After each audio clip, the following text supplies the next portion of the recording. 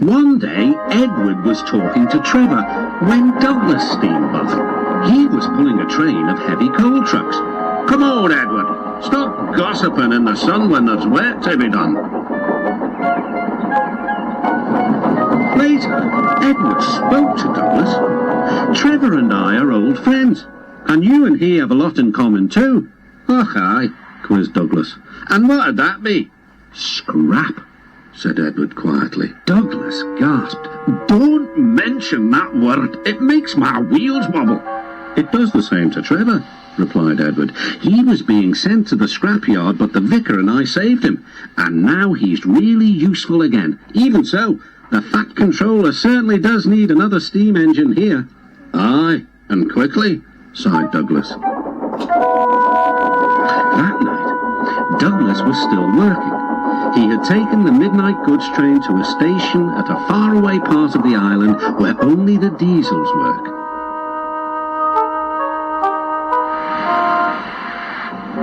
He was just shunting, ready for his return journey, when... "That sounds like a steam engine," he thought.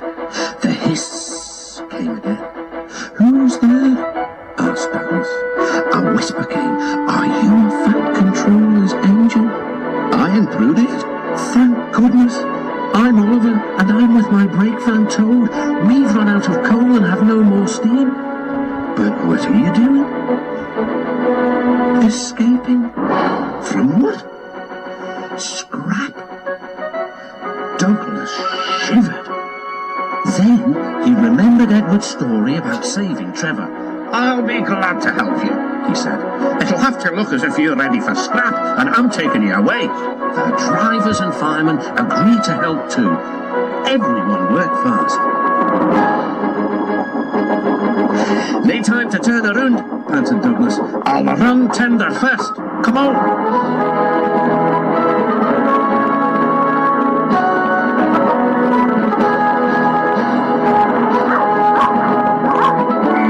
Before they could clear the station, they were stopped. "Aha!"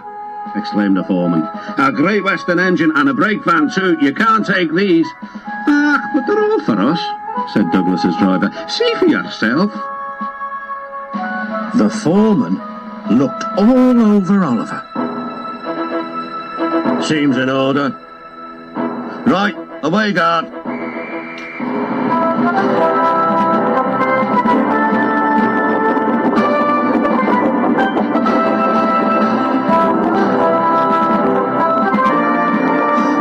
A neat thing, thought Douglas.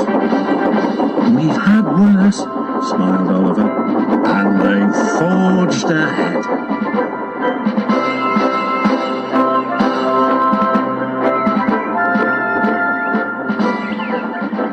It was daylight when their journey ended. "We're home," cried Douglas. "Shh," said his driver. "There are the works. We'll find a place for Oliver." Oliver said goodbye and thank you, and Douglas puffed away. The next day, Douglas told the other engines all about Oliver. "The Fat Controller will have to know," said James. "Douglas should tell him at once," added Gordon. "Well, here he is," said a voice. "Now, what's this all about?" "Beg pardon, sir, but we do need another engine."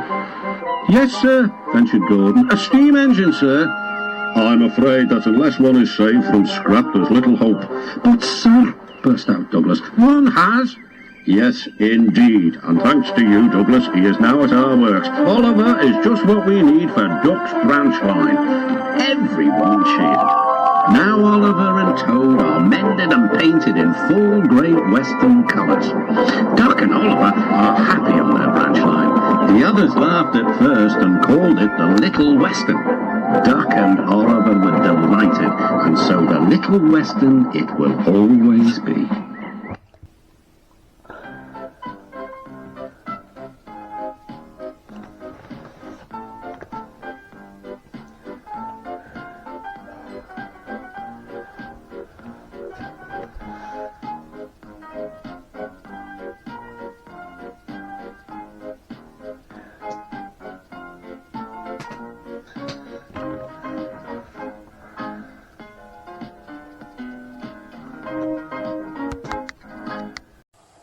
It was a moonlit night. Henry was taking a goods train to the station by the lake.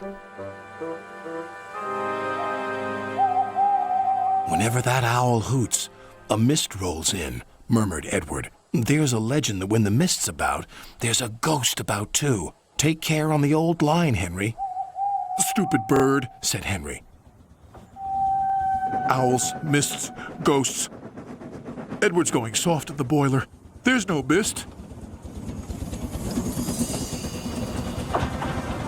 But Henry was wrong. What's that? Cried Henry. It's an amber lamp, murmured his driver. That means proceed with caution. Who's there? No one replied. Henry crept slowly forward. He stopped by a tree. It had a sign nailed to it, "Beware of the viaduct."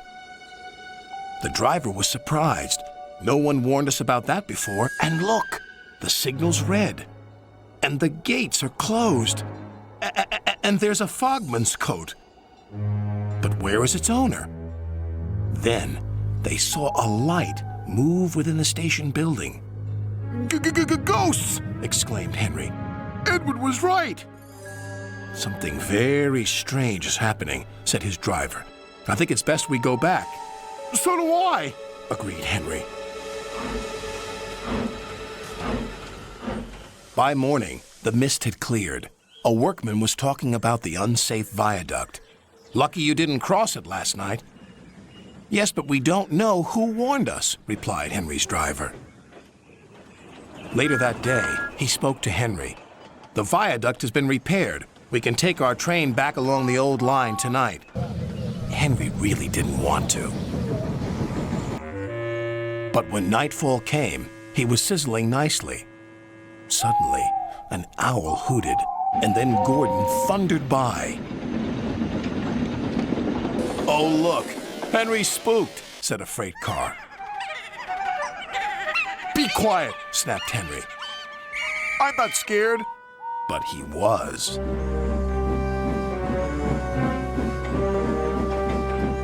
A little later, the fog came down. As they approached the same area, they saw the amber light again. Here we go, said Henry's driver.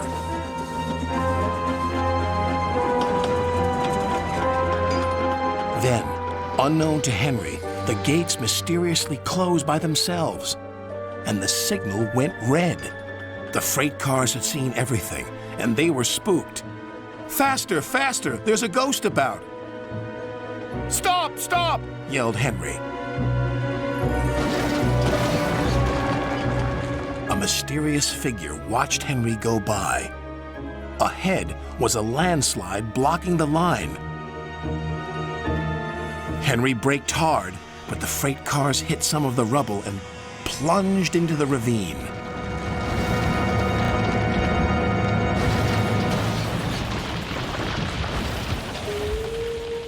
Just then, Henry's driver saw a strange sight coming towards them.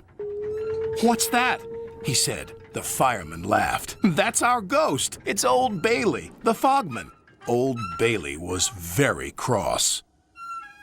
"I tried to warn you about the viaduct. Why didn't you pay attention?" "We're sorry," replied the driver.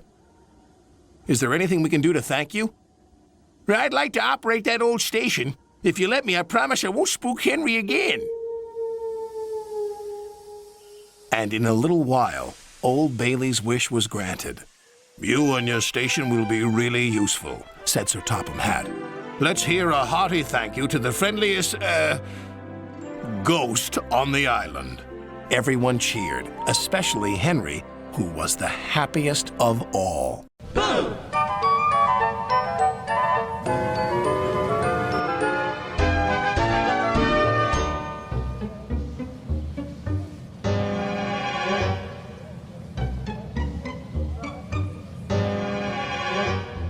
What's that moving in the corner? What's that shadow on the wall? Don't be afraid, don't be scared, it's really nothing at all.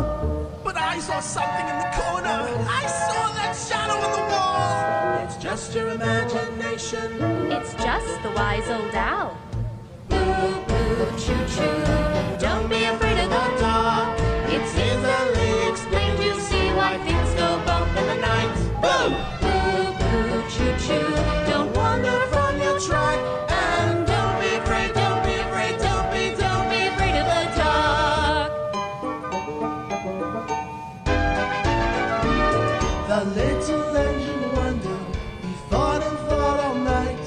Really nothing's changed, just the same since daylight turned to night. But something moved in the corner. A shadow crossed the wall. He closed his eyes, counted 10. And remembered the wise old owl. Boo, boo, choo, choo. Don't be afraid of the dark. When the lights go out and you have your doubts, why things go bump in the night. Boo, boo, boo, choo, choo. Don't wander from your track. And don't be afraid, don't be afraid, don't be afraid of the dark.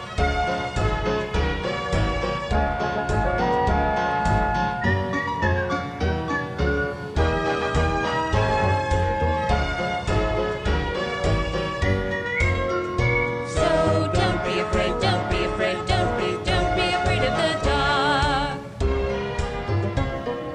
Boo, boo, choo, choo. Don't be afraid of the dark. It's easily explained. You see why things go bump in the night. Boo, boo, boo, choo, choo. Don't wander from your trap. Now don't be afraid, don't be afraid, don't be afraid of the dark. Now don't be afraid, don't be afraid, don't be afraid of the dark.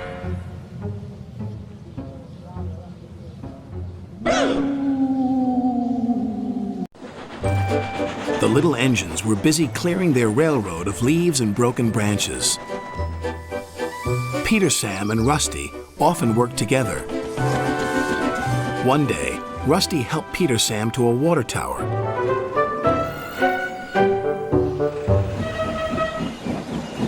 Peter Sam felt much better after his long drink, but the freight cars were bored. Let's break away. Their loads were heavy and the couplings old. One snapped.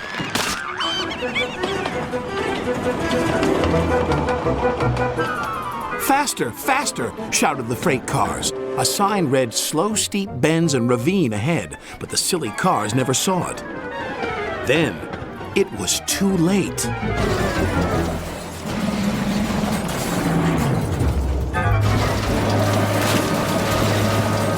Peter Sam arrived at the scene of the disaster. His driver sighed. This was our fault. We didn't secure them properly.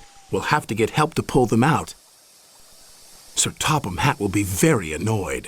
And he was. You will work in the yards until I can trust you again. Duncan was delighted with Peter Sam's dilemma. Fancy not securing your freight cars on a hill.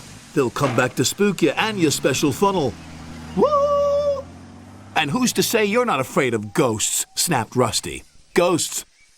Things that go bump in the night? Rubbish! Well, I'll tell you a story that will make your funnel quiver, Rusty said. A long time ago, a little engine was returning home. It was a misty, moonlit night. Suddenly, the engine lost control and plunged over the side into the swamps below.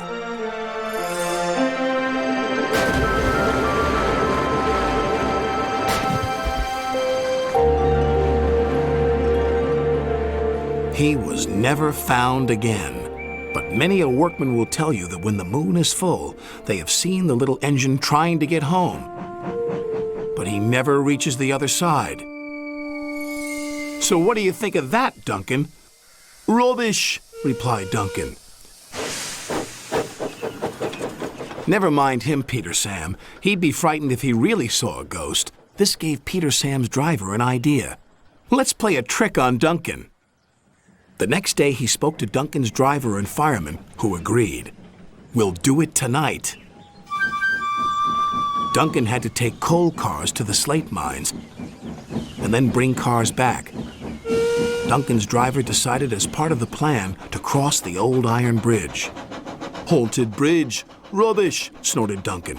It's as tame as a pet rabbit. But all the same, he kept thinking about Rusty's story. When dusk fell, he was keen to leave.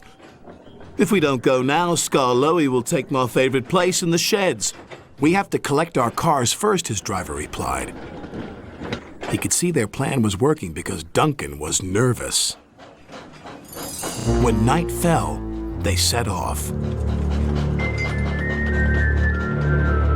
The mists were rising around the old iron bridge. Duncan whistled, and the sound echoed everywhere.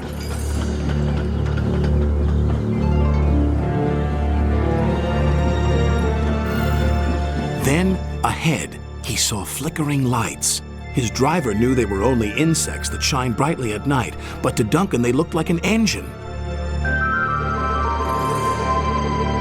Next, his driver secretly threw a rock from the cab into the ravine below. "It's the ghost! Take me back! Take me back, please!" When Duncan reached the safety of his shed, he closed his eyes tightly. "Spooked, are you, Duncan?" laughed his driver. "No, I'm asleep." And Duncan refused to open his eyes. He did, though, when he thought his driver wasn't looking, just to make sure that he was still there.